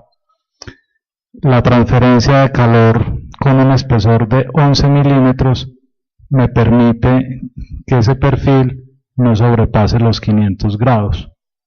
Entonces, aquí estás aplicando 5 veces más producto que el que estás aplicando aquí. Eso es, digamos que es muchísimo dinero, ¿no es cierto? Entonces, digamos que eso es lo que uno consigue resolviendo esto. Ahora bien, ¿qué materiales puedes utilizar? Ya pues, para ir terminando. Podemos utilizar, si uno mira la ecuación de transferencia de calor, pues donde aquí tenés digamos un calor específico de el espesor de la protección, la conductividad térmica de la protección, calor específico de la protección. Uno debe utilizar materiales que tengan calores específicos altos, o sea, que tengas que suministrarle mucha energía para subir la temperatura a 1 grado centígrado, y que tenga conductividad térmica bajas. O sea, a pesar gastas mucha energía calentándolo a 1 grado centígrado, pero cuando lo calientas no transfiere la temperatura rápidamente a través del cuerpo. Vamos comparando con el acero. En temas de conductividad térmica, la conductividad térmica del acero es del orden de 45. ¿Sí? Y miren que aquí estamos hablando de valores inferiores a la unidad. O sea, el acero transfiere muy rápidamente la temperatura, mientras estos materiales no. Y en cuanto a calor específico del acero es del orden de 600. O sea, gasto 600 unidades, digamos, de energía subiéndolo a 1 grado centígrado, mientras que para calentar cualquiera de estos materiales tengo que gastar el doble. Entonces, aquí tenemos diferentes tipos de materiales. Esto es otra de las cosas claves que yo quiero que ustedes se lleven hoy, es que no solamente existe la pintura intumescente para proteger estructuras, existen todos estos materiales e inclusive más. O sea, morteros o proyectados, como se llaman, con diferentes, digamos, componentes. Pueden ser, la mayoría son cementicios o con base yeso, perlita o vermiculita, que son pues unas rocas, digamos, básicamente ígneas porosas de baja densidad, fibras minerales, lana mineral de roca. También existen placas. Esta es la apariencia de un proyectado, es un mortero lanzado como el que vemos en los taludes, que es muy feo, pues discutible, ¿no? Pero depende de dónde lo vas a usar. Si es para aplicarlo, digamos, en unas vigas que luego vas a poner un cielo raso, en un parqueadero, pues puede pasar, ¿no es cierto? También hay placas, y esta es la forma de hacerlo: se encierra el perfil, placas de yeso, de fibrosilicato, de cemento, estas son de fibra de vidrio, y la pintura intumescente. La pintura intumescente es el método más costoso de todos, ¿sí? Puede estar si una referencia pues por la curva estándar a 2 horas, proteger un perfil con esto puede estar del orden de 250.000 pesos metro cuadrado, ¿sí? El uso de las placas puede estar del orden de los 70.000 pesos metro cuadrado. ¿Cuál es el problema de las placas para hacer este tipo de, digamos, de detalles? Que cuando uno tira cielo raso corrido, te cobran la mano de obra del orden de 35.000, 40.000 por metro cuadrado. Pero cuando usted empieza a hacer esto, se lo cobran por lineales que llaman. Y eso es el lineal, como a 30 y pico, 40.000 por metro cuadrado. Entonces te sale a veces muchísimo más caro. El mortero es el más barato de todos. Puede estar del orden de 45.000, 50.000 pesos metro cuadrado para protección a 2 horas. ¿Sí? Con la curva estándar. ¿Qué pasa? Entonces, como que lo tengan como referencia, que no siempre es pintura intumescente. Muchas veces llegan los planos del diseñador y dice, proteger con pintura intumescente para 2 horas de acuerdo con la NSR 10. Entonces uno le dice al cliente, ¿viste? Pero ¿por qué pintura intumescente si puede usar cualquiera? Ah, no, eso ya quedó en el contrato, especificación, ya no se puede hacer nada, entonces ya es el más caro. Ya es el más caro y uno dice, pero ¿para qué le va a meter a eso un parqueadero pintura intumescente si eso no se va a ver? Luego con el monóxido pues de los carros va a quedar todo eso negro, tiznado, o le vas a poner un cielo raso. Entonces, digamos que lo ideal y el punto óptimo, digamos, de equilibrio en el tema económico se consigue con una combinación de los métodos.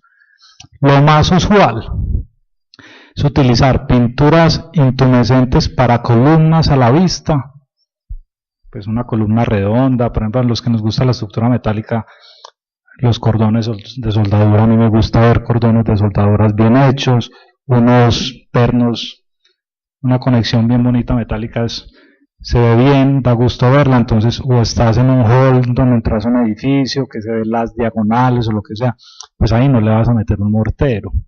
Pues yo los he visto también, los pintan con vinilo y se ve hasta de colores y cosas de esas, pero ahí no justifica, digamos ahí la intumescente, o el arquitecto te dice, no, es que yo quiero de la estructura metálica, entonces lo haces ahí. Ahora, en entrepisos, que lleva un steel deck y eso se ve muy feo, eso la vamos a tapar, no sé qué, ¿para qué le metes una pintura intumescente a eso ahí? Está metiendo 250.000 pesos que no vas a ver. Meterle un mortero. Entonces, haciendo ese tipo de combinaciones se logra un punto eficiente. Ahora bien, cuando te vas y haces el diseño por los métodos prestacionales, digamos, los espesores que te salen por experiencia, los espesores teóricos, uno hace todo el desarrollo y calcula finalmente los perfiles, lo vamos a ver enseguida. Calcular los perfiles, los espesores, y a veces te salen espesores teóricos que no son practicables, digamos, en la realidad. Te sale aplicar un mortero de 3 milímetros. Ese es el mínimo teórico, para que la estructura no te falle. 3 milímetros de mortero no te lo aplica nadie, te aplican 8 milímetros, 1 centímetro. Y la pintura te dice que aplicar 3 milímetros. La pintura sí te la aplican en milímetros. Entonces muchas veces cuando hace uno la comparación resulta más barato aplicar los 3 milímetros de intumescente que el centímetro de mortero. ¿Sí me entienden? Porque nadie te puede aplicar los 2 milímetros de mortero, entonces te tienen que cobrar el centímetro. Entonces en ese caso, cuando uno hace eso, muchas veces la pintura intumescente viene siendo una buena solución. Aquí para terminar les voy a hacer rápidamente en 5 minutos. Igual, para tubería cuadrada, o sea, es igual, cualquiera de los métodos, simplemente lo que cambia entre la tubería cuadrada y un perfil abierto es la masividad. Los perfiles cerrados tienen una masividad menor, o sea, se comportan mejor ante el fuego que los perfiles abiertos. ¿Por qué? Porque el perímetro es más pequeño, ¿no es cierto? Los perfiles abiertos, pues el perímetro es la aleta superior, te metes por debajo, digamos que tienen un perímetro mayor. Entonces, miren la solución de un diseño, pero el enfoque prescriptivo. Primero usted se va para el título K, y ahí le dicen cuáles son los usos de las edificaciones. Entonces usted mira si es un hotel, si es un edificio de apartamentos, si es una oficina, si es un comercio. Y ahí, entonces en este caso, por ejemplo, era un hotel, es un hotel en Medellín, entonces título tabla tal, subgrupo de ocupación hoteles, R3, hoteles. Ahí le salen varias cosas, comercio, abierto al público, oficina administrativa, no sé qué, entonces usted clasifica.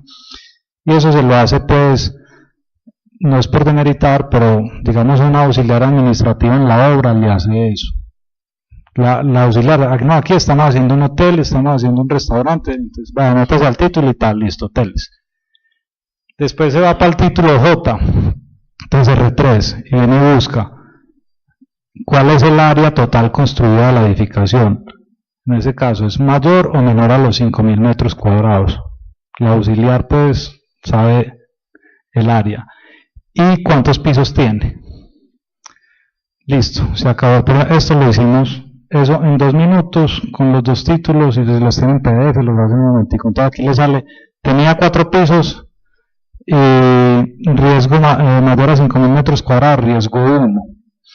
Y se va a esta tabla, miren esto, resistencia requerida al fuego normalizado, ISO 834, esto lo da la norma para la curva de esa estándar.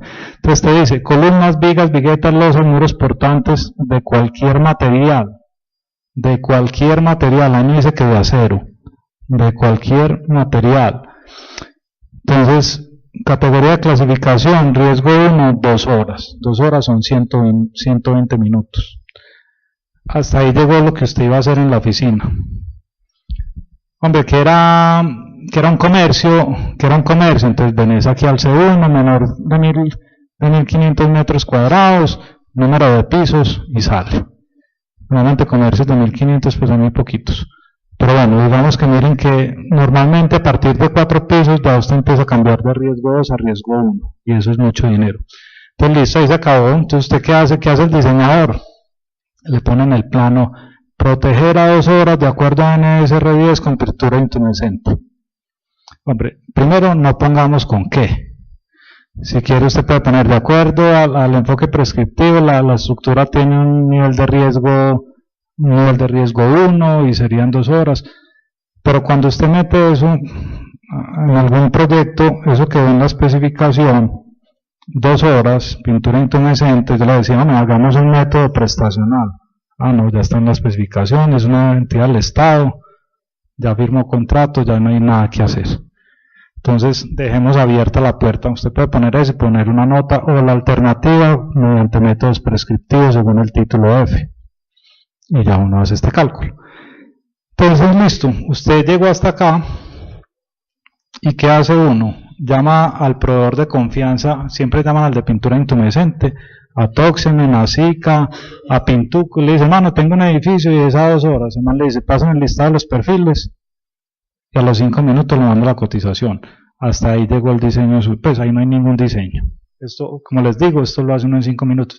Entonces, ¿qué hacen los de cualquier proveedor de pintura o de morteros o de yeso? Ellos tienen unas tablas que ya las calibraron para estas curvas. Ellos meten en un horno los perfiles, le aplican 2 milímetros de pintura, lo meten en el horno siguen esta curva y cuando el perfil llega a 538 a 629 paran y dicen qué temperatura alcanzó y entonces así van tabulando, le aplican otro milímetro más a otro, vuelven y lo meten y así van haciendo. Entonces el hombre le dice, no, páseme, usted ya le dio los datos, 120 minutos, usted le pasa la lista de los perfiles. Cuando le pasa la lista de los perfiles, eso simplemente en un listado donde están las propiedades geométricas de los perfiles, el módulo elástico, donde está la inercia, el radio de giro, hay unas tablitas exactamente iguales donde usted entra. IP200, masividad, 200 metros a la menos 1. Entonces, ellos simplemente con el listado de perfiles sacan la masividad y usted le dijo 120 minutos. Entonces, mire, 200. No, 200 no está. El proveedor no hizo con 200. Entonces, hermano, entonces ¿cómo la protegemos? No sé, pues no le puedo vender el producto. Una IP400, que es un perfil grandecito, IP400, tiene una masividad de 170.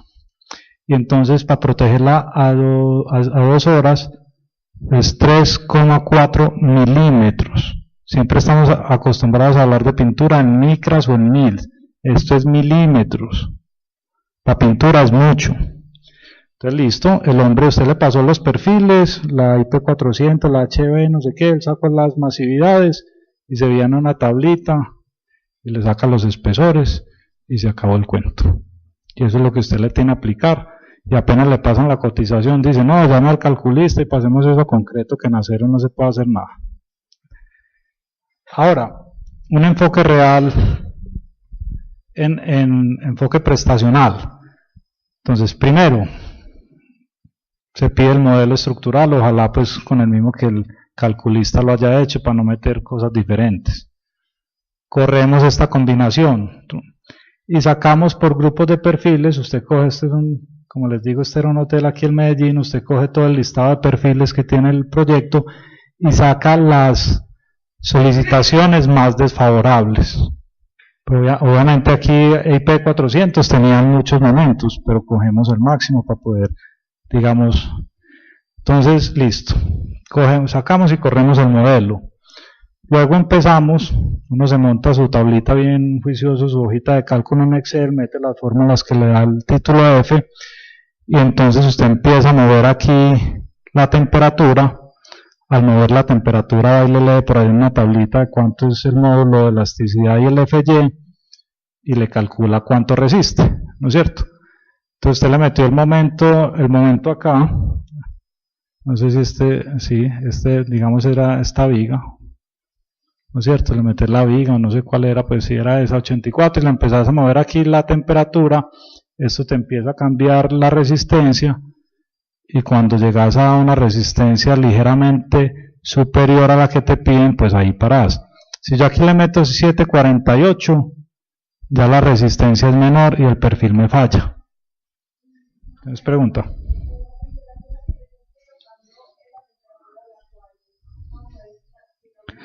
Es la temperatura, sí. Digamos, lo que estoy tratando de hacer ahí es encontrar la temperatura a la cual falla el perfil. Todavía no sé cuál es la temperatura del incendio. O sea, mi elemento está sometido a unas cargas. Y acordate que como ya a mí me pasa el diseño, el estructural que hizo en condiciones de temperatura ambiente a 20 grados, y la combinación de incendio tiene un factor de mayoración menor para cargas vivas, yo puedo dejar calentar mi elemento porque está sobrado. Entonces lo que estoy tratando de encontrar es hasta dónde lo puedo dejar calentar de manera que me resista la combinación de incendio. Entonces es iterativo, yo empiezo aquí, le meto 500 y esto aquí me da 5, le meto 600 y me baja 3, y empiezo así hasta que me dé 1 acá. Si le meto 748 me da 0.99, con lo cual fallaría. Entonces la temperatura crítica de este perfil es 747 y paso y la apunto ahí. Cojo el siguiente, combinación, y empiezo a hacer lo mismo, ¿sí? Entonces saco esto, temperaturas críticas de todos los elementos. Mira, este era 747, hago el mismo el ejercicio para todos los perfiles que tenía, ¿sí? Cogiendo obviamente lo más desfavorable. Si yo comparo esto con la temperatura que alcanza el incendio estándar a los 120 minutos, que era lo que me decía el método prescriptivo, hotel, 5 pisos, no sé qué, 2 horas, yo comparo esto, acuérdense la gráfica que les mostré, que independientemente de la masividad de 2 horas, todo estaba por aquí a los 1050. Entonces, el incendio, si cojo la curva prescriptiva, que la puedo coger, porque no, digamos que no me voy a meter a hacer todo el tema de termodinámica, sino que cojo eso y empiezo a revisar aquí a 1050, pues todos fallan por debajo de 1050, entonces todos los tengo que proteger. Por aquí hay uno que tenía una temperatura crítica mayor a 1050, entonces digo, puedo decir, este no lo necesito proteger, y lo saco, pero me tengo que quedar con los otros, ¿sí? Normalmente cuando te vas a 120 minutos por esa temperatura que te da, los tenés que proteger prácticamente todos. Si uno tiene temperaturas por aquí, si te piden 60 minutos, pues son del orden de 860 grados, y a 30 minutos estás por los lados de 800. Miren que prácticamente se salvarían 3 o 4 más. Entonces no se salvan, sí. Buenas noches.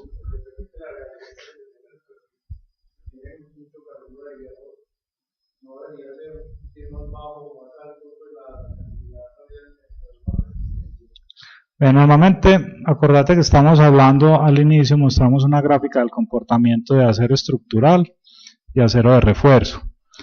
Normalmente los aceros estructurales que utilizamos en edificaciones pues están establecidos la 570, la 592 y todos esos aceros pues tienen unas aleaciones, una adición de manganeso, no sé qué, carbono, que son muy parecidas y digamos que el comportamiento ante incendio o ante temperatura elevada está representado por esa curva que te da. De hecho la NSR10, ahora lo miramos aquí, la curvita que ellos sacan, no te dice A36, grado 500, no sé qué. Pues si es estructural, ya la norma te recoge cuáles son los aceros estructurales con los que uno puede diseñar y asumís que el comportamiento es ese. Si te salís del acero o lámina delgada o acero, por ejemplo acero inoxidable, pues tenés que recurrir a otras tablas porque el comportamiento puede ser diferente, pero aquí estamos acero estructural y ahí caen los que la norma nos permite usar en edificaciones, ¿sí? Si te vas a un acero Corten de esos o un acero de high strength, pues digamos la comportamiento puede ser diferente, simplemente es mirar cómo se comporta y ajustas, digamos, tu Excel o lo que estés haciendo para que sea representativo pues del comportamiento ante alta temperatura, ¿sí? Pero tenés que partir pues de las propiedades del material. Aquí estamos partiendo de las propiedades del material, del comportamiento de ese material ante temperatura elevada que nos da la norma. ¿Cuál es el segundo paso que digamos que hacemos? Una vez tenemos la temperatura crítica de todos los perfiles que componen el edificio, bueno, ahora vamos a saber, comparemos si el incendio sobrepasa o no esa temperatura.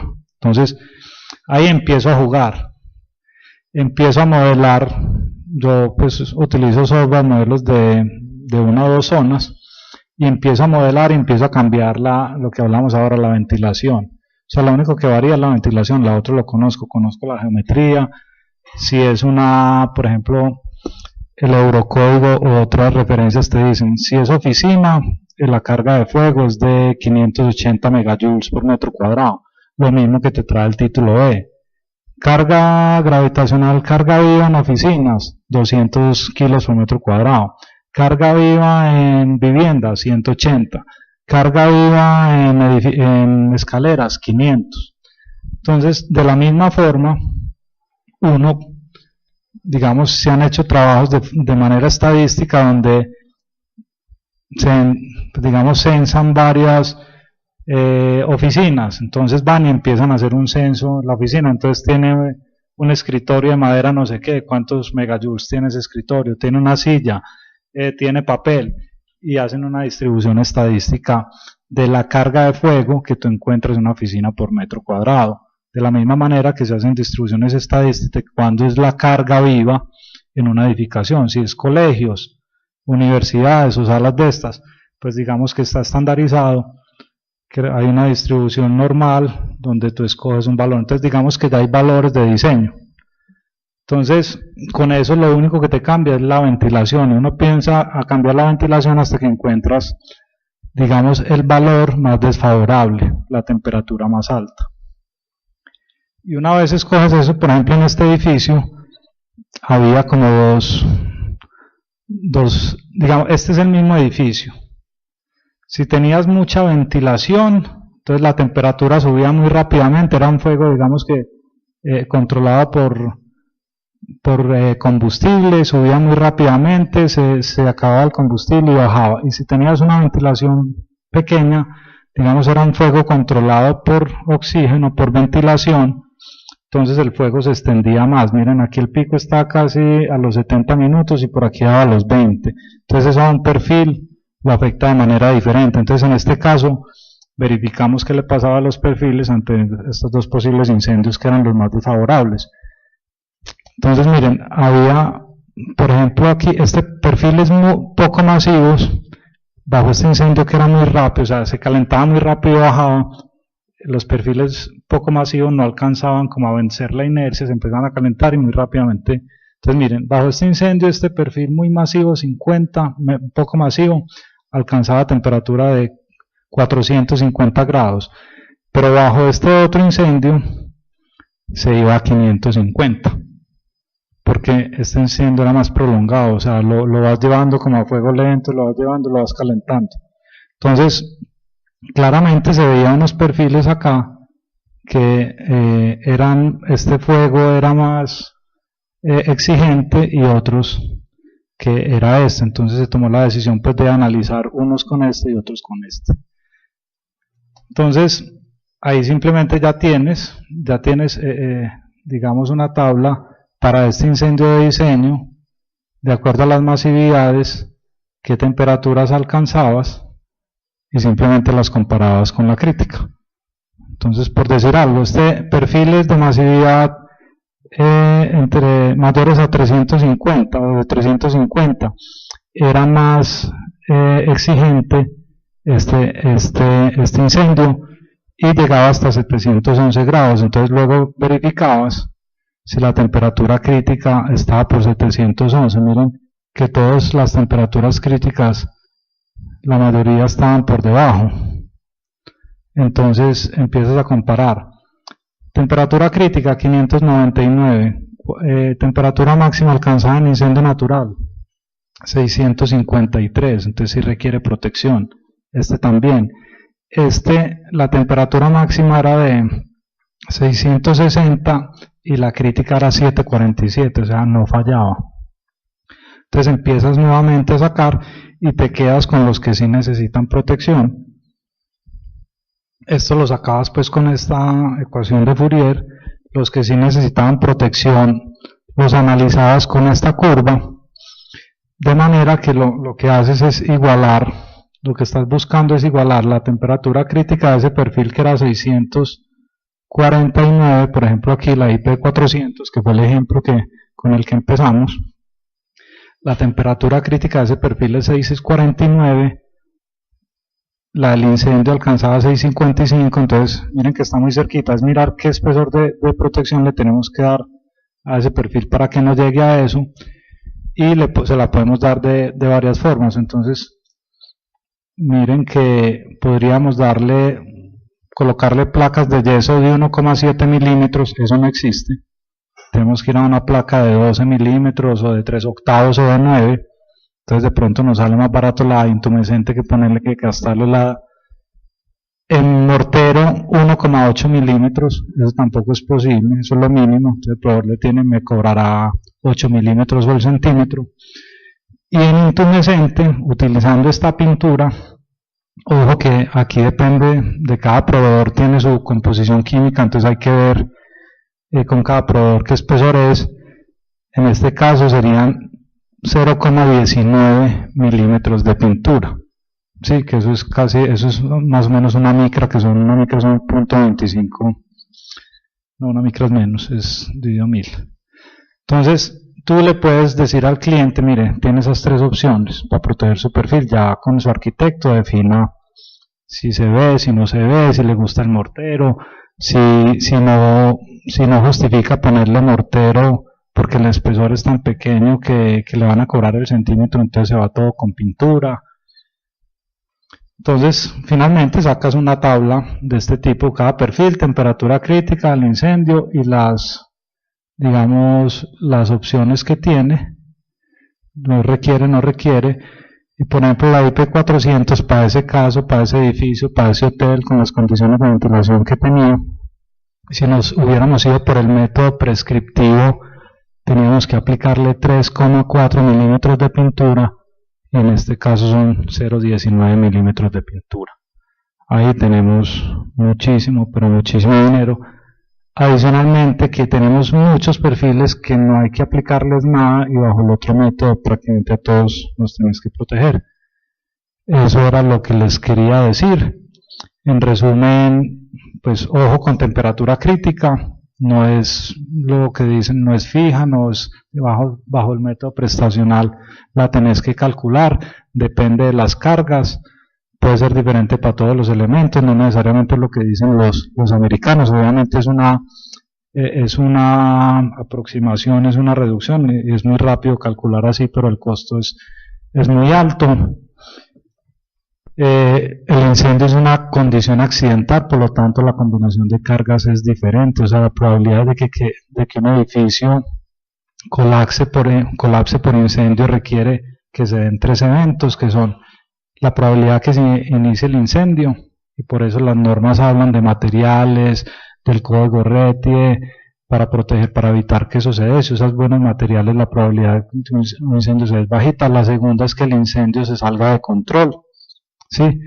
Entonces, si tienes equipos de lucha contra incendios, rociadores, entonces eso te baja la probabilidad de ocurrencia. Y la tercera es que el incendio se salga de control y el edificio no resista.